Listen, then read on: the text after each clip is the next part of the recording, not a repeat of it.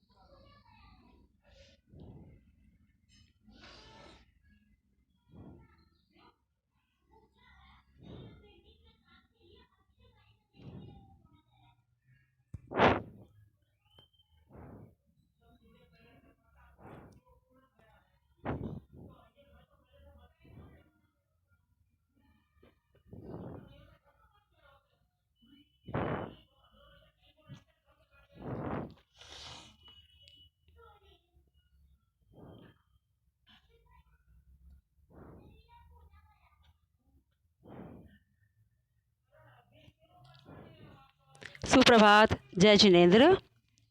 आवाज़ आ रही है हमारी?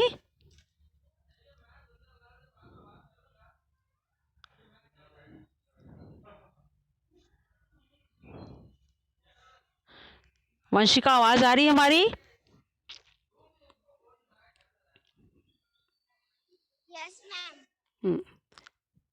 पिछली क्लास में हमने क्या पढ़ा था, आप बताएंगे हमें? पिछली क्लास में हमने क्या पढ़ा था?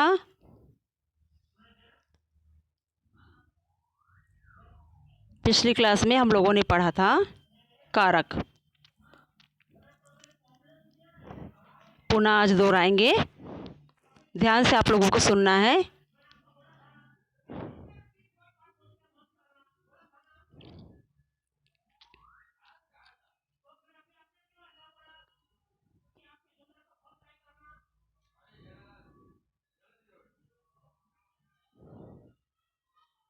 कारक संज्ञा व सर्वनाम के जिस रूप से संज्ञा या सर्वनाम के जिस रूप से उसका संबंध क्रिया से जाना जाए उसे कारक कहते हैं। संज्ञा व सर्वनाम के जिस रूप से उसका संबंध क्रिया से जाना जाए उसे कारक कहते हैं। जैसे गोमुख से गंगा निकलती है। गंगा कहाँ से निकलती है? हमने समझाया था आप लोगों को, गोमुख से का प्रयोग जो है वो क्रिया के साथ संबंध बताने के लिए किया जा रहा है, इसलिए गोमुख से जो लिखा हुआ है वो कारक कहा जाएगा। गोमुख जो लिखा हुआ है वो कारक कहा जाएगा। कारक के कितने भेद होते हैं? कारक के 8 भेद होते हैं। ठीक है, कारक के 8 भेद होते हैं। कौन कौन से भेद होते हैं? कर्ता कारक, कर्म कारक, करण कारक, संप्रदान कारक, अपादान कारक, संबंध कारक, अधिकरण कारक और संबोधन कारक। कारक के सामने उनका विभक्ति चिन्ह भी कारक के सामने उनका विभक्ति चिन्ह भी लिखा जाता है। कौन से कारक के सामने कौन सा विभक्ति चिन्ह लगेगा आपको ध्यान से देखना है। ठीक है,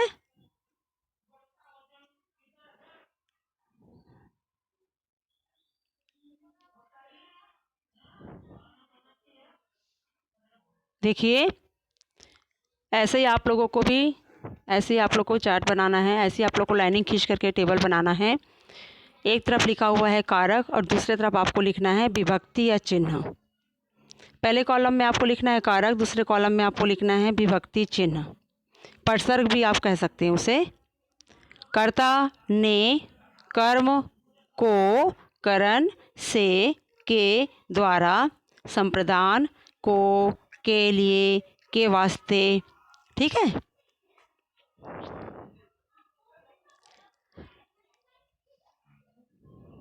फिर है अपादान। अपादान का विभक्ति क्या है? से अलग होने के अर्थ में संबंध है का, के, की, रा, रे, री, है ना, ना, ने, नी। ठीक है, फिर है अधिकरण। अधिकरण में है में, पर। संबोधन हे, ओ, अरे। अब हम पढ़ेंगे कर्ता कारक। एक एक कारक के बारे में हम अब डिटेल में पढ़ेंगे। पहला है कर्ता कारक, उसका विभक्ति चिन्ह क्या बताया हमने आप लोगों को? ने। कर्ता कारक का विभक्ति चिन्ह या परसर्ग क्या है? ने। ठीक है। शब्द का वह रूप जिससे, देखिए अभी आपको दिखाया जाएगा। यहाँ पे बुक है तो बुक निकाल के बैठ जाइए।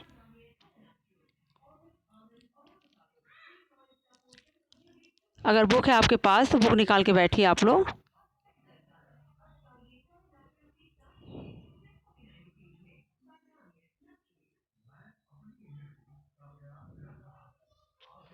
शब्द का वह रूप जिससे क्रिया करने वाले का बोध होता है। शब्द का वह रूप जिससे क्रिया करने वाले का, जो क्रिया कर रहा है, जो कार्य कर रहा है, उसका बोध होता है, उसे कर्ता कारक कहते हैं। कर्ता कारक का परसर्ग या विभक्ति चिन्ह ने है। कर्ता कारक का परसर्ग या विभक्ति चिन्ह भी बोल सकते हैं आप। क्या है? ने है। शब्द का वह रूप जिससे क्रिया करने वाले का बोध होता है, कौन कार्य कर रहा है उसका बोध होता है, उसे कर्ता कारक कहते हैं। जैसे प्रधानाध्यापक ने पुरस्कार बांटे, तो यहाँ पे समझ आ रहा है कि किसने पुरस्कार बांटे। खाली अगर हम कहेंगे कि पुरस्कार बांटा गया और हमें पता नहीं किसने बांटा है ना। वहीं पे अगर हम बोलेंगे कि प्रधानाध्यापक ने पुरस्कार बांटे, तो समझ में आ रहा है कि क्रिया कौन कर रहा है? प्रधानाध्यापक ने। मोहित दुकान खोलना चाहता है। मोहित जो है वो कर्ता कारक कहलाएगा। ठीक है, आ गया समझ में यहाँ तक आप लोग को?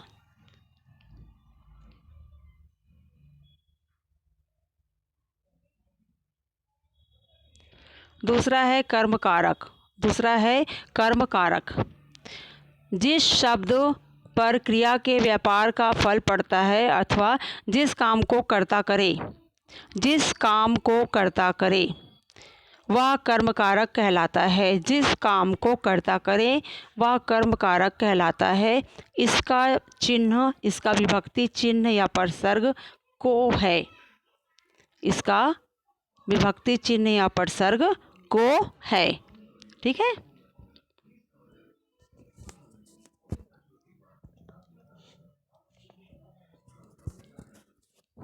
आगे समझ में? जिस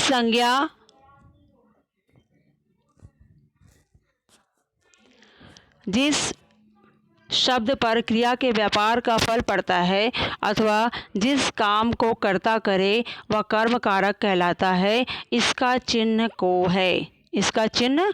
है। आगे समझ में आता तक आप लोग को?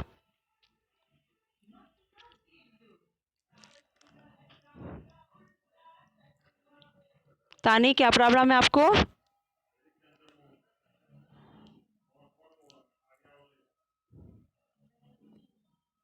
तानी क्या प्रॉब्लम बेटा?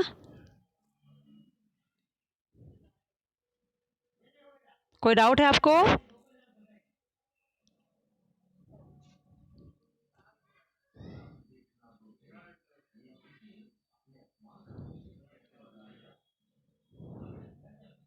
सोनू कोई प्रॉब्लम है?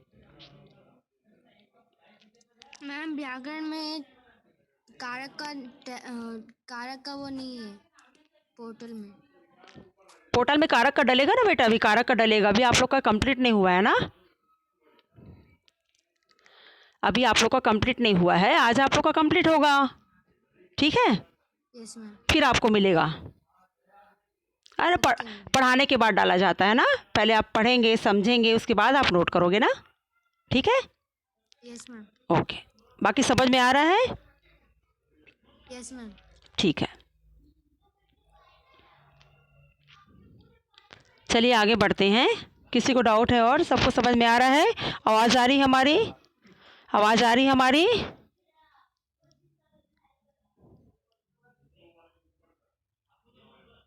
तानी क्या डाउट है बेटा?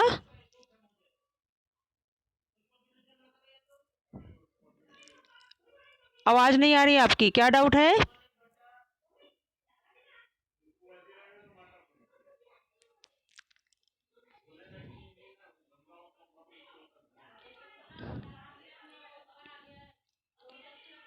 चलिए आगे बढ़ते हैं। सबको ध्यान से सुनना है, तब समझ में आएगा आप लोगों को।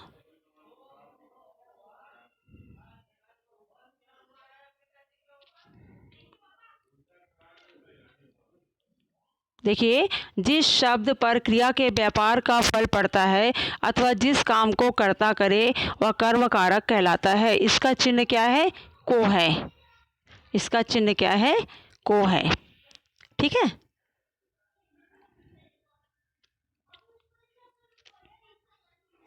थर्ड नंबर का क्या है?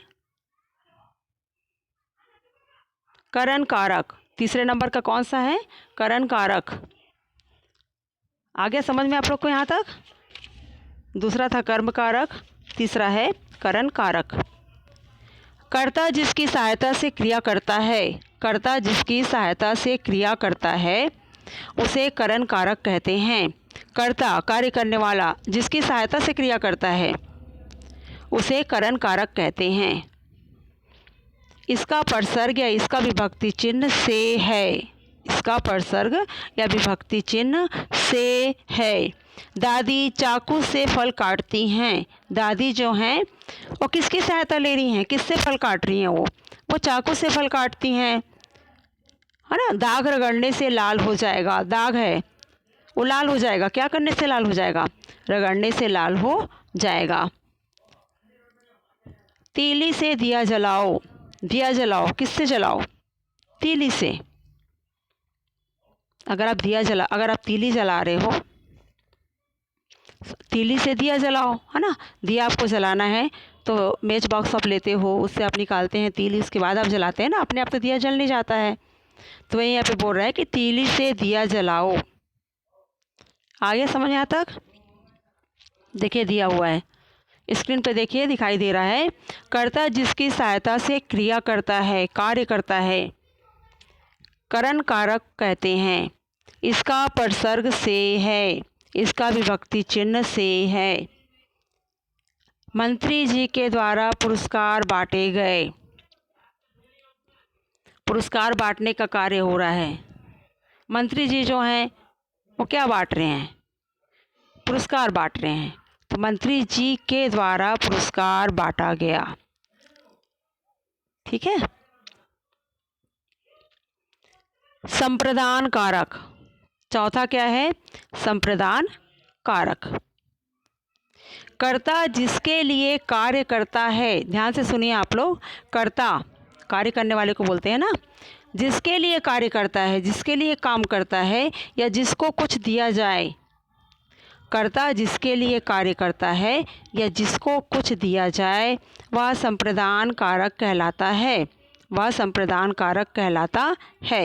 इसका परसर्ग के लिए है। इसका परसर्ग जो है वो के लिए है।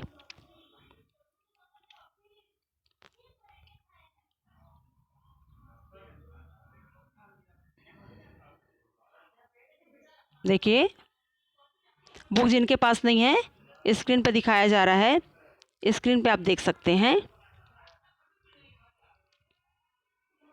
कर्ता जिसके लिए कार्य करता है या जिसको कुछ दिया जाए वह संप्रदान कारक कहलाता है। इसका परसर्ग के लिए है। ठीक। आपको खाली ये याद रखना है कि कौन सा कारक है, विभक्ति चिन्ह कौन सा लगाया जाता है, फिर अपने आप से बन जाएगा। अपादान कारक। पांचवा क्या है? अपादान कारक। संज्ञा के जिस रूप से एक वस्तु का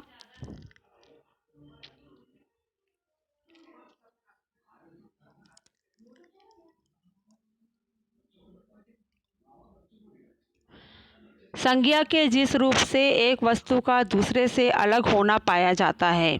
संज्ञा के जिस रूप से एक वस्तु का दूसरे से अलग होना पाया जाता है। एक वस्तु है वो दूसरे से अलग हो रहे हैं। संज्ञा के जिस रूप से एक वस्तु का दूसरे से अलग होना पाया जाए वह क्या कहलाता है? वह अपादान कारक कहलाता है। वह अपादान कारक कहलाता है। इसका परसर्ग से है। इसका जो परसर्ग है उससे है। इसका परसर्ग से है। मैं गुरुजी से पढ़ता हूँ। मैं गुरुजी से पढ़ता हूँ। ठीक है। शशि राधा से सुंदर है। शशि राधा से सुंदर है।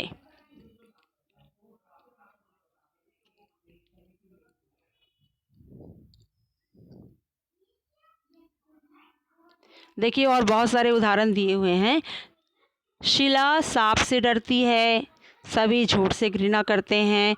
बहू ससुर से लज्जा करती है। गंगा गंगोत्री से निकलती है ना। विद्यालय घर से 5 किलोमीटर दूर है। किसी से ईर्ष्या मत करो। किसी से ईर्ष्या मत करो। अगर आपको करण कारक और अपादान कारक में अंतर अगर स्पष्ट करने के लिए बोला जाएगा तो आपको मालूम होना चाहिए, क्योंकि अपादान कारक का विभक्ति चिन्ह क्या है?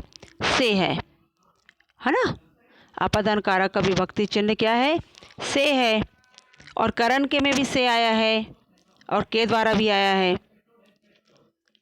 करण में भी से के द्वारा, और अपादान में भी क्या बोला गया है? अपादान में भी से। अपादान कारक में अलग होने, दूरी या तुलना का बोध होता है, जबकि करण कारक केवल साधन के लिए आता है। दोनों का कारक चिन्ह से है। जैसे उदाहरण देखिए, करण बच्चे फुटबॉल से खेलते हैं। बच्चे फुटबॉल से खेलते हैं। अपादान में क्या बोला गया है? हाथ से फुटबॉल छूट गई।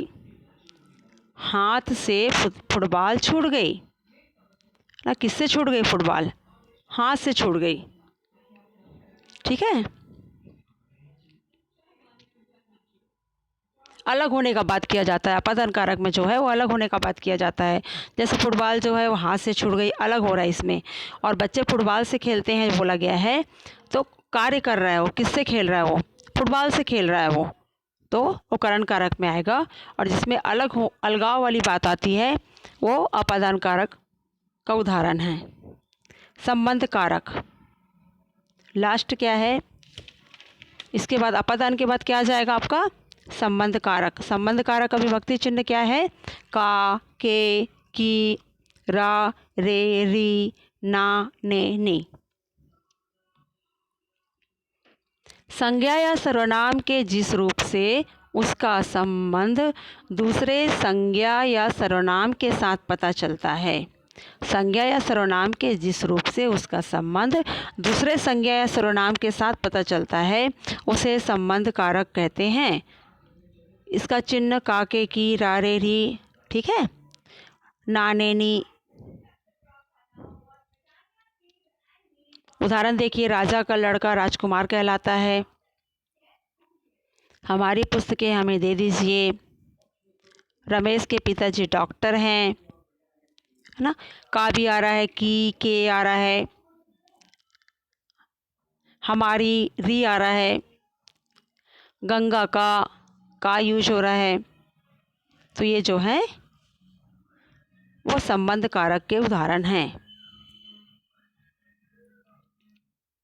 अभी आपसे पूछा जाएगा, आप ध्यान से सुनेंगे तो आपको समझ में आ जाएगा। अधिकरण कारक। अधिकरण कारक का विभक्ति चिन्ह क्या है? में, पर। में है और पर है। क्रिया के होने के स्थान को अथवा आधार को अधिकरण कारक कहते हैं। क्रिया जहाँ पे कार्य हो रहा है, किस जगह पे हो रहा है, उसे अधिकरण कारक कहते हैं। क्रिया के होने के स्थान को, जहाँ पे क्रिया हो रहा है, अथवा आधार को अधिकरण कारक कहते हैं। इसके परसर्ग में, पर है। एग्जाम्पल देखिए, उदाहरण देखिए आप लोग।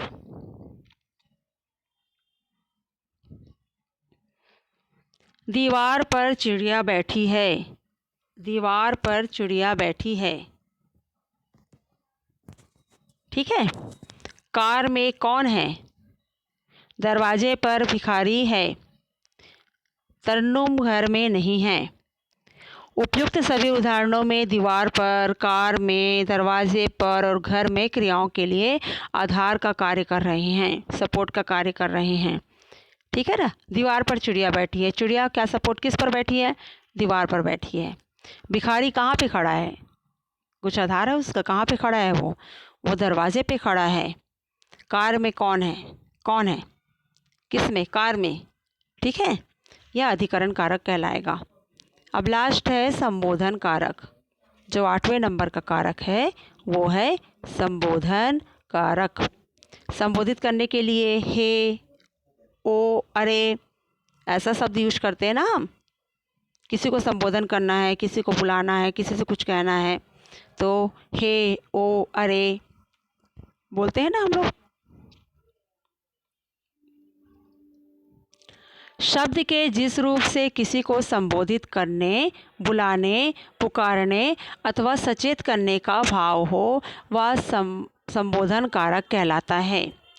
शब्द के जिस रूप में किसी को संबोधित करने, बुलाने, पुकारने अथवा सचेत करने का भाव हो वह संबोधन कारक कहलाता है। अरे बालको, इधर तो आओ। अरे यह क्या कर डाला, बोलते हैं ना हम। हमेशा हम जब बातें करते हैं तो ये सब चीज़ें हमारे बातचीत जब करते हैं उस समय आता है। हे अर्जुन, तुम यहाँ क्या कर रहे हो? भैया ज़रा मेरी मदद करो। अरे बालको, हे अर्जुन, अरे भैया संबोधन कारक हैं। ये सब जो है वो संबोधन कारक है। अगर आपको दे दिया गया कि अरे बालको इधर तो आओ और आपको बोला गया कि कारक पहचान करके लिखिए, कारक का कौन सा भेद है पहचान करके लिखिए, तो आपको पता होना चाहिए कि ये संबोधन कारक है।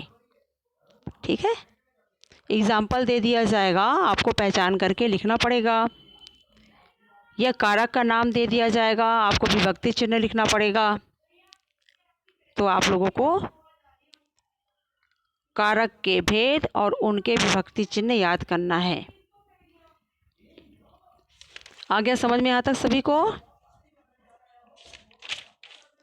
अब आप लोगों से पूछा जाएगा, आप लोगों को बताना है हमें। ठीक है,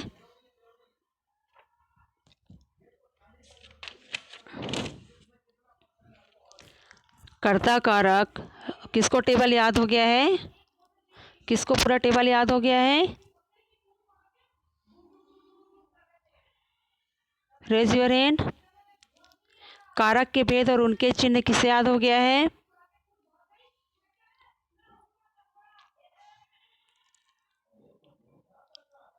रेज योर हैंड। खाली भेद बता दीजिए, विभक्ति चिन्ह याद नहीं है तो याद कर लेंगे आप। कारक के कितने भेद होते हैं? कारक के 8 भेद होते हैं। किसे नाम पता है? Raise your hand.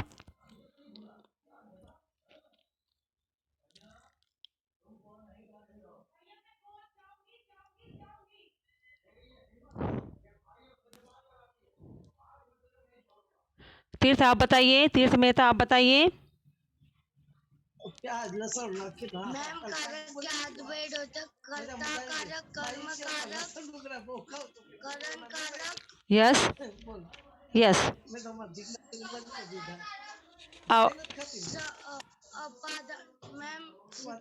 आवाज़ें बहुत हाँ कोई बात नहीं, सीक्वेंस से मत बोलिए, जो पहले आपको याद आ रहा है आप बोल सकते हैं, बोलिए बेटा।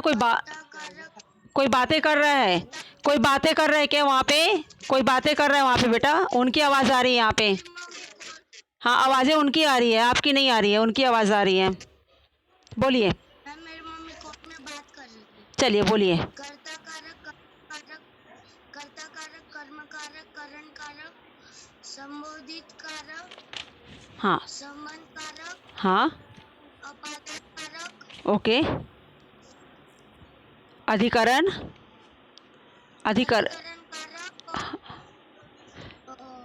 करण बोला आपने, करण कारक बोला। चलिए कोई बात नहीं बेटा, विभक्ति चिन्ह याद नहीं है उनका आपको।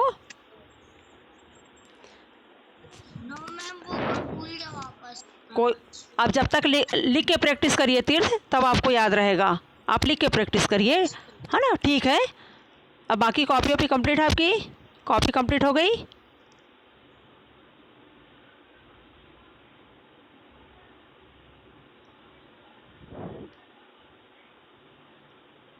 रूबी आप बताएंगे? Yes ma'am. बताइए। कर्ता कारक, कर्म कारक, संप्रदान कारक, कर्म कारक, अपादान कारक, संबंध कारक, अधिकरण कारक और संबोधन कारक। गुड। उनका चिन्ह याद है? No ma'am. बेटा जितना जितना याद उतना बताइए, 1 2 3 जो भी याद है आपको। कर्ता, कर्ता का क्या है विभक्ति चिन्ह? कर्ता, कर्ता ने, कर्म, कर्म, को, करण, के द्वारा, से, के द्वारा, संप्रदान, के लिए, के वास्ते। गुड। बाकी भी आप याद कर लीजिए, लिख के याद करेंगे तो जल्दी याद होगा आपको, ठीक है? लिख के याद करिए। जब आप किसी भी चीज़ को आप लिख करके याद करेंगे ना तो आप कभी नहीं भूलेंगे, हमेशा के लिए याद हो जाएगा आपको, ठीक है? कुशल आप बताएंगे?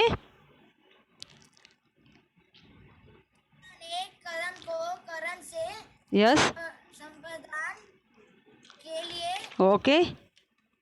संप्रदान, लिए यस। अपादान, बोलो अपादान। अपदान से, क्या था? अपदान से संबंध, संबंध, संबंध काके की, बोलो आगे। संबंध काके की। हाँ आगे। मैम 5 तो याद है मैम, 3 तो भूल गया। कोई बात नहीं, कोई बात नहीं, 5 आपने याद किया ना, 3 भी याद हो जाएगा, कोई बात नहीं। Very good. कर्ता ने करण को करण से करण। यस। चेष्टा बताइए। कर्ता ने कर्म को करण से के द्वारा संप्रदान को के लिए के द्वारा अपदान से हाँ। दान से संबंध काके की, होने के अर्थ कोई बात नहीं, कोई बात नहीं, आप से बोल सकते हो। तारेरी यस। संबंध काके की नानेनी रारेरी अधिकरण में पर संबोधन, संबोधन हे, अरे, है ना? हे ओ अरे। हाँ गुड, वेरी गुड। और बाकी पढ़ाई कर रहे हैं ना आप अच्छे से? आप लोग का एग्ज़ाम होने वाला है ना? हाँ, पूरा कंप्लीट होना चाहिए सभी की कॉपियाँ, साथ में रीड भी करना है आपको, कॉपी कंप्लीट पूरे आएंगे बेटा, जितना अभी तक पढ़ाया गया ना पूरे चैप्टर आएंगे आप लोग के।